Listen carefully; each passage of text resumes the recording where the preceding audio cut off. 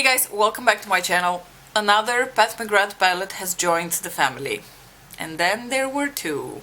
So I picked up the Bronze Seduction eyeshadow palette from Pat McGrath. This is the latest installment in her like big Mothership palette collection series, and I grabbed this during the latest sale she had with the release of the Opulence collection. So her latest release is these like 3 mini palettes with like the lipstick sets that are paired with those. I am very intrigued by the Opulence collection as well because the packaging and the eyeshadow selection look very interesting, but I couldn't really make up my mind which one of those I want for the time being. And also something that really stops me from buying the smaller palettes is that they don't contain the special topper shades, and the special topper shades are really what's very interesting for me personally and for my personal collection. So when I was shopping for this eyeshadow palette, by the way, the original Mothership 5 Bronze Seduction palette was not available. It said coming soon, so I presume it was out of stock, but she did release a limited edition packaging version of this eyeshadow palette, which is in collaboration with the Metropolitan Museum, or like she drew inspiration from jewelry displays of the Metropolitan Museum. I tried to read up on it and I got the impression that it had something to do with jewelry and the mat. This is the limited edition packaging that the palette comes in, that I was able to purchase at the time of the Opulence collection release because the original was not available.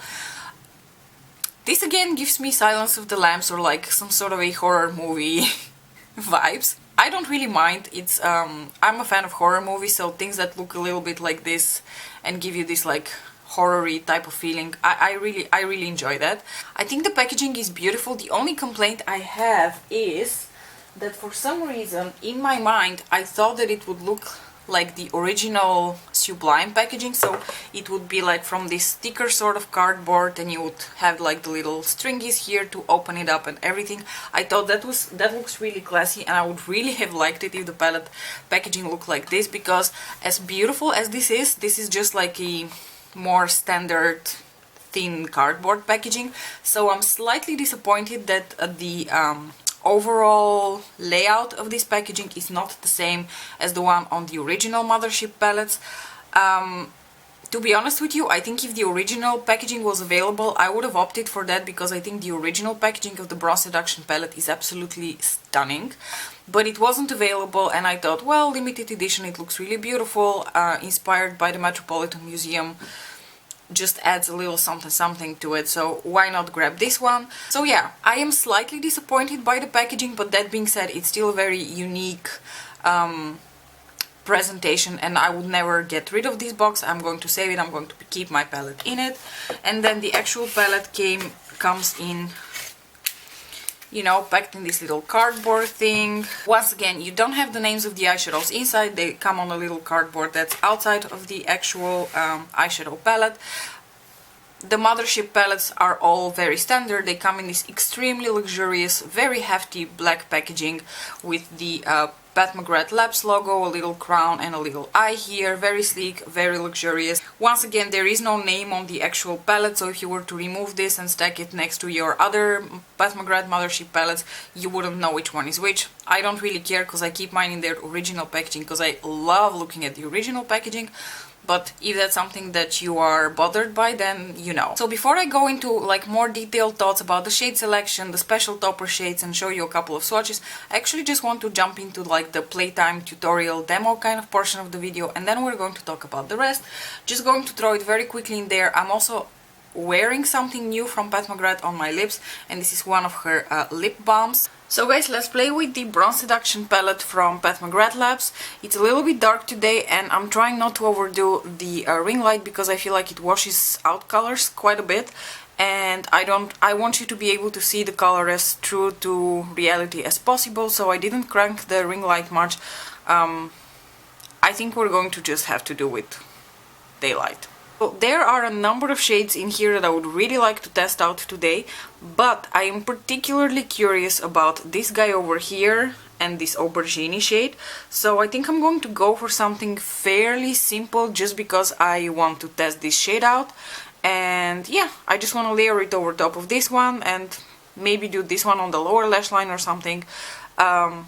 yeah, let's just play. So one thing that I noticed immediately is that there is a brown in here which looks very much like a transition-y type of shade. It's still a little bit deeper than a transition shade, but I think it's a nice warm mid-tone brown, so I'm going to go in with this shade first before I apply this one. Maybe I'm even going to apply this one a little bit through the crease later, but basically for now I'm just going to go in with the 3 matte shades. I am taking a fluffy brush. I'm not going to put too much on my brush. Based on my experience with the Sublime palette, even the darker shadows you can blend out to be quite sheer, so like the matte shades. So you can definitely use them as transition shades sheared out. And I think this one's working out pretty nicely. This is the shade Entrapment, by the way. So I'm just going to apply that through my crease, and then I'm going to blend it up with these swirly-like motions. Pat McGrath mattes are very nice to work with. They blend out really easily.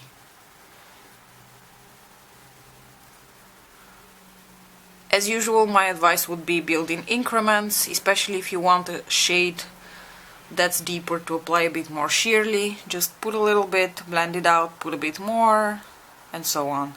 So now I'm going to grab a somewhat flatter blending brush. You see this brush looks very different compared to the brush I was using before. This one looks much more like a 217 from MAC. And I'm going to apply this brush and I'm going to use this brush and basically dip into the shade Extreme Aubergine, and I'm going to put that all over my lid, like so. So I'm basically doing what would be considered the base for like a smoky eye. And the advantage of using this brush is that I can both put down the color and I can blend, because it has a flat surface which I can use to pack the color, and it has the little fluffy part that will help me blend out the color.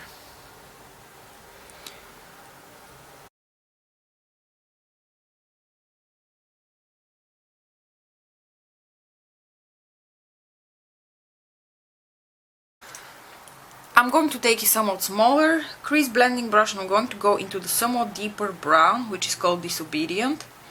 And I'm going to use that to kind of connect the light purple and the aubergine shade, just so I can test out another eyeshadow and make the transition between that aubergine color and the crease transition shade a little bit smoother.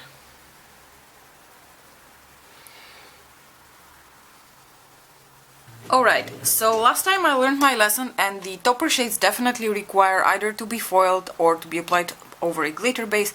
My personal weapon of choice is always a glitter base, so I'm going to take Firenze Pixie Epoxy and I'm going to apply a tiny bit of that on the back of my hand. I never go in straight from the tube, because otherwise I would put back a bunch of eyeshadow and mess up the color, risk infection, stuff like that. So I just put it on the back of my hand and then I gently dab a very thin layer over the part of the lid where I want to apply the shadow that requires a glue. Don't take it too far up into your crease if you want to be able to blend around. And then, as usual, I'm going to go in with my fingers, not even going to bother with a brush, and I'm going to go in with this topper shade here, which looks absolutely spectacular. This is the shade Astro Luna Gold, which is very hard for me to describe. It almost looks like it has a lavender base to it, and then it shifts golden green. So I really can't wait to put this on my lids. So let's just go for it. Holy fuck. That is intense. Holy crap on a freaking cracker. Okay, that is even more intense than I anticipated, honestly. Wow. I think this eyeshadow is completely fucking insane. Wow. Okay. I'm going to gently blend around it with the brush on which I had the Extreme Aubergine shade, just to try to marry the shades a bit better together. Don't worry if you have glitter everywhere.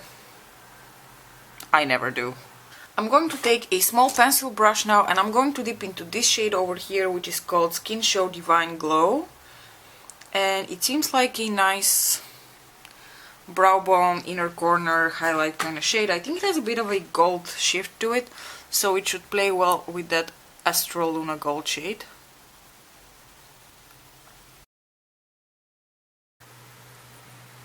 I can't stop staring at that Astro Luna Gold shade, it's fucking insane. Can you see that? Holy fuck. Sorry, I said holy fuck several times already. I think you get my point. For some reason this light is making everything look really unblended. But I promise you, it's quite blended.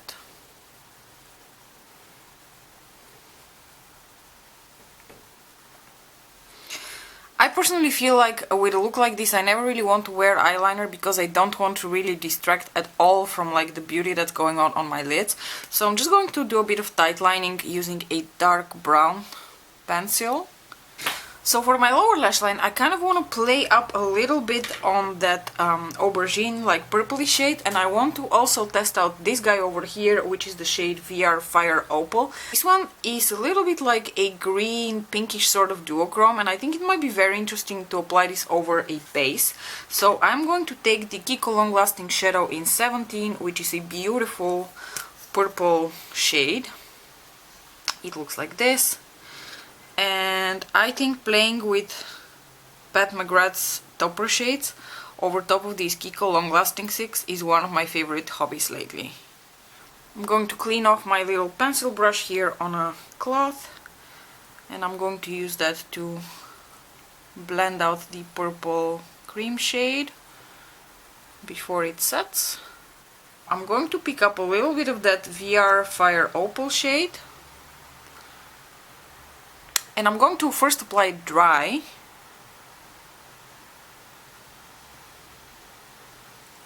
Ooh, that's pretty.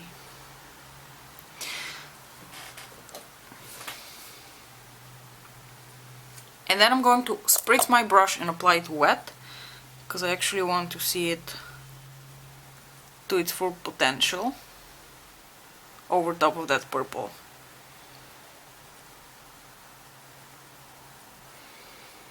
Alright, I'm going to finish off with mascara. I'll do the rest of my face and we'll do the lips together, because also for lips I have something new and interesting that I received from Pat McGrath. I did order one of her lip balms because I was curious to try the formula of those as well. So now I've tried the matte trance, I've tried a luxe trance, and I would really like to see how her lip balm formula applies. I'm a sucker for things in white packaging, so I really wanted to pick something up from the lip balms because they come in this beautiful white packaging. The color that I picked out is actually very beautiful. It's the color Flash 3, which I've seen in her matte trance formula from like lip swatches from other people, and if it wasn't for the fact that I dislike so much the matte trance lip formula, I would probably have picked it up because it's such a gorgeous color. So guys, let's apply the lip balm together. Like I said, this is the packaging that the lip balm comes in. It's I think all the lip balms come in this white packaging. Again, beautiful, gorgeous Pat McGrath packaging, and the actual bullet is white. So let's apply the color. Like I said, it's the color Flash 3, and it looks like a rosy red, or like a rosy neutral. Let's just see how it applies.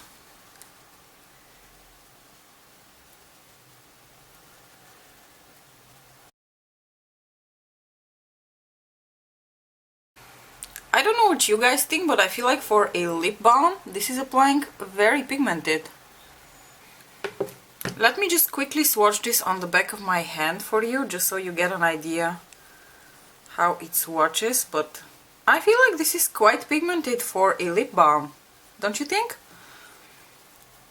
It feels very nice and moisturizing on the lips.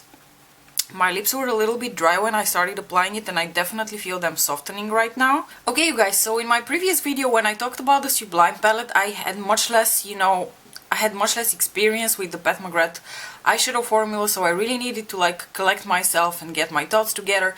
This time around I really knew what to expect and I wasn't disappointed, and I continue to stand by my opinion that the most unique experiences you're going to get out of this is the topper shades over here. I don't really want to call this one necessarily a topper shade, it's more like a beautiful metallic. So in this palette, these three shades are the most interesting thing. The rest is just a bunch of neutrals. They're beautiful neutrals, they apply very nicely. The mattes blend out beautifully, and the shimmers and the satins apply very, very nicely.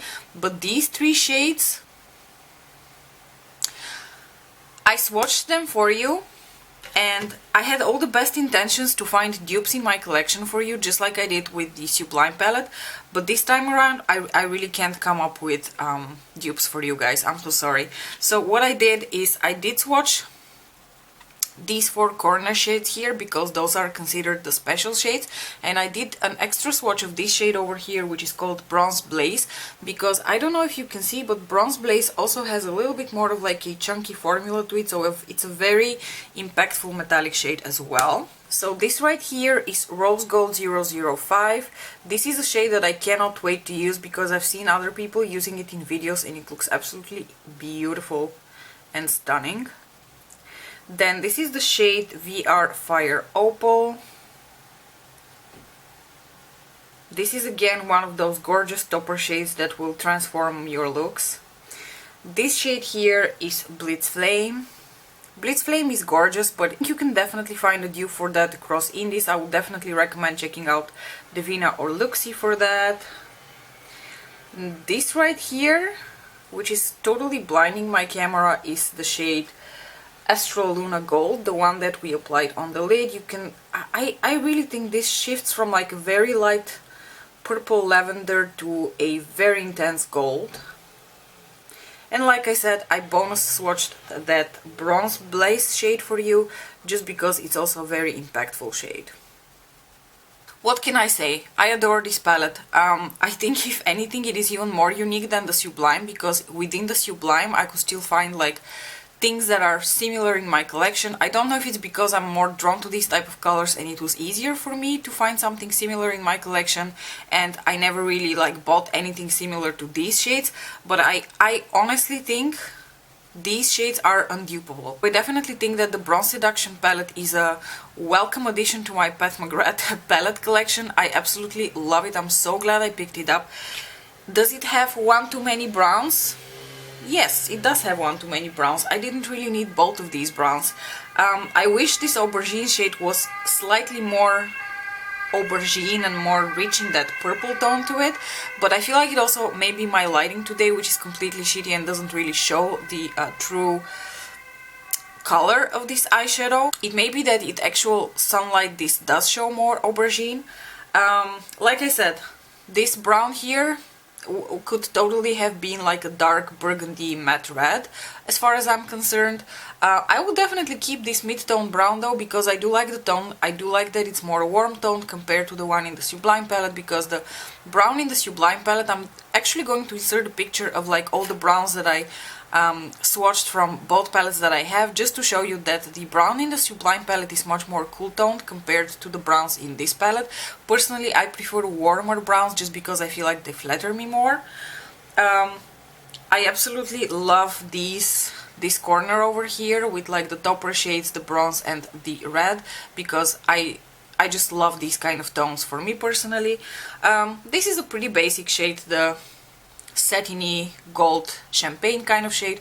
I don't mind it, but you know, if it could have been another one of those interesting topper shades, I would have taken that any day. I'm very curious what those of you who have the Bronze Seduction palette think about it. For those of you who don't have it, would it be something that you would be interested to pick up from Pat McGrath? Anyway, don't forget to like and subscribe if you're interested in more content from me. Let me know if you would like to see more tutorials with this palette or with both palettes, or mixing and matching the two palettes. I've noticed that tutorials are really not popular at the moment on the tubes, or at least not on my channel, because they are some of the like least viewed and least like engaging videos on my channel. But if you would like to see, I would definitely oblige, because I love filming tutorials and playing with eyeshadow on camera. I'm once again going off a tangent here. Thank you so much for watching. I'll see you in my next video. Bye!